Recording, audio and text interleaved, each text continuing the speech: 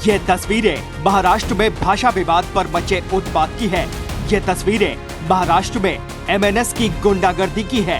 ये तस्वीरें महाराष्ट्र में मराठी न बोलने पर तालिबानी सजा की है। ये तस्वीरें लोकतांत्रिक व्यवस्था पर गुंडागर्दी के रूप में तमाचा है। इन तस्वीरों के सूत्रधार ठाकरे ब्रदर्स हैं।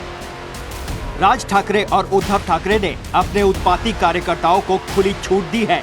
जो मराठी ना बोले उसे ठोकने की, जो मराठी ना बोले उसे पीटने की, जो मराठी ना बोले उसे खुलेआम प्रताड़ित करने की। ठाकरे ने ऐसा कर कानून व्यवस्था को खुली चुनौती दी है। ठाकरे परिवार महाराष्ट्र को अपनी जागीर समझने की भूल कर बैठे हैं। महाराष्ट्र में ठाकरे की गुंडाई के खिलाफ लगातार आवाज उठ रही है। बॉम्बे हाईकोर्ट के 3 वकीलों ने एफआईआर दर्ज करने की मांग की है। महाराष्ट्र के डीजीपी को चिट्ठी लिखकर शिकायत की है। बता दें कि राज ठाकरे के भड़काऊ भाषण के खिलाफ शिकायत की गई है। साथ ही भड़काऊ भाषण के खिलाफ उच्च स्तरीय जांच की मांग की गई है। भड़काऊ बयानों के लिए ठाकरे पर एनएसए लगाने की मांग भी लगातार की जा रही है। जय महाराष्ट्र, मी ॲडव्होकेट नित्यानंद शर्मा। महाराष्ट्रामध्ये मराठी भाषाचा आदर केलाच पाहिजे, लेकिन जिस तरीके से भाषा के नाम पर हिंसा हो रही है, लोगों को जो मारा पीटा जा रहा है, वो बिल्कुल तरीके से गलत है। महाराष्ट्र में संविधान है और संविधान का हमें पालन करना चाहिए। जो मूलभूत अधिकार नागरिकों को दिया गया है, उसका उल्लंघन किया जा रहा है।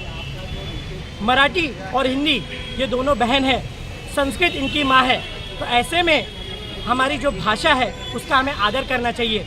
दोनों की लिपि देवनागरी लिपि है, लेकिन जिस तरीके से भाषा के नाम पर हिंसा हो रही है, ऐसे में हमने आज महाराष्ट्र के डीजीपी के यहाँ शिकायत दर्ज की है और श्री राज ठाकरे जी के खिलाफ कार्रवाई हो, क्योंकि जिस तरीके से उन्होंने भाषण दिया है और लगातार जो मारपीट हो रही है, हमें बड़ा दुख हो रहा है। ये कंप्लेन करने में भी हमें दुख हो रहा है, लेकिन यह हिंसा रुक क्यों नहीं रही है? अगर इस हिंसा पर काबू नहीं पाया गया तो आपको मैं कहता हूँ ये नरसंहार का रूप धारण कर लेगा। ज़रूरत है संविधान की रक्षा की जाए और संविधान में जो भी बात कही गई है उसका पूरी तरीके से पालन किया जाए। और परम पूज्य भारत रत्न डॉक्टर बाबा साहब अम्बेडकर जी ने कहा था कि जब न्याय और व्यवस्था होती है तभी राजनीतिक शरीर की जो बीमारी होती है वो दूर होती है। तो ऐसे में संविधान का पूरी तरीके से पालन किया जाना चाहिए। जो लोग पालन नहीं करते उन पर कड़ी से कड़ी कार्रवाई की जानी चाहिए। राज ठाकरे का वो भड़काऊ बयान फिर से सुनिए, जो उन्होंने 5 जुलाई को वर्ली में एक कार्यक्रम के दौरान कही थी। ये वही मौका था जब उद्धव और राज ठाकरे 20 साल के बाद मंच पर एक साथ दिखे थे। शिवसेना उद्धव गुट और मनसे के हजारों कार्यकर्ताओं को संबोधित करते हुए राज ठाकरे ने उकसाने वाला बयान दिया था। राज ठाकरे ने कहा था, जो भी गलत भाषा में बात करेगा उसे 1 मिनट में चुप करा देंगे। राज ने यह भी कहा, मारो लेकिन उसका वीडियो मत बनाओ। विनाकारण उठसूट काय मारामारी करायची गरज नाही आणि मारायची गरज नाही, पण जर जास्ती नाटकं केली तर कानाखाली आवाज काढलाच पाहिजे तुम्ही। पण चूक त्यांची असली पाहिजे। आणि एका गोष्टीचं लक्षात ठेवा, अशी कधी गोष्ट कराल त्याचे व्हिडिओ काढू नका। राज के इसी भड़काऊ बयान का नतीजा भी देखिए। पहले से ही गुंडाई करते आ रहे मनसे के कार्यकर्ता राज के इस बयान के बाद बेलगाम हो गए। 5 जुलाई से ही जिस दिन राज ठाकरे ने बयान दिया, उसी दिन एक गैर मराठी कारोबारी के ऑफिस पर मनसे के गुंडों ने धावा बोल दिया और जमकर तोड़फोड़ की।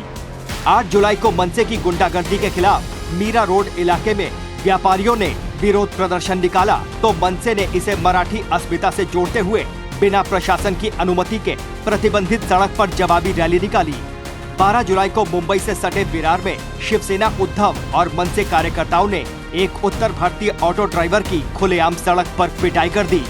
इसके अलावा भी महाराष्ट्र में कई जगहों पर शिवसेना उद्धव और मनसे कार्यकर्ताओं ने उत्पात मचाया। महिलाओं बुजुर्गों के साथ दुर्व्यवहार किया, उन्हें धमकाया, पीटा भी। ठाकरे बंधुओं की सरेआम गुंडागर्दी के खिलाफ ही बॉम्बे हाईकोर्ट के 3 वकीलों ने मनसे के खिलाफ कानून का उल्लंघन, नैतिक और सामाजिक मूल्यों के हनन का केस दर्ज कराने की मांग की है। राज ठाकरे के खिलाफ आईपीसी के राज पर किन धाराओं के उल्लंघन के आरोप? अनुच्छेद 14 कानून के समक्ष समानता, अनुच्छेद 19(1)(a) विचार और अभिव्यक्ति की स्वतंत्रता, अनुच्छेद 19(1)(d) और (e) भारत में कहीं भी आने जाने बसने की स्वतंत्रता, अनुच्छेद 21 जीवन और व्यक्तिगत स्वतंत्रता का अधिकार, अनुच्छेद 29 अल्पसंख्यकों के हितों की सुरक्षा जैसे अनुच्छेदों के उल्लंघन का आरोप है। वकीलों की मांग है कि राज्य में अराजकता, नफरत फैलाने और कानून व्यवस्था का जानबूझकर उल्लंघन करने के आरोपियों को कड़ी से कड़ी सजा मिले, ताकि जाति, धर्म और भाषा के नाम पर फिर से कोई बांटने की राजनीति और गुंडागर्दी ना कर सके। महाराष्ट्र में भाषा पर सियासत हाई है। अब आपकी क्या कुछ राय है, कमेंट करके जरूर बताएं। Team news watch India.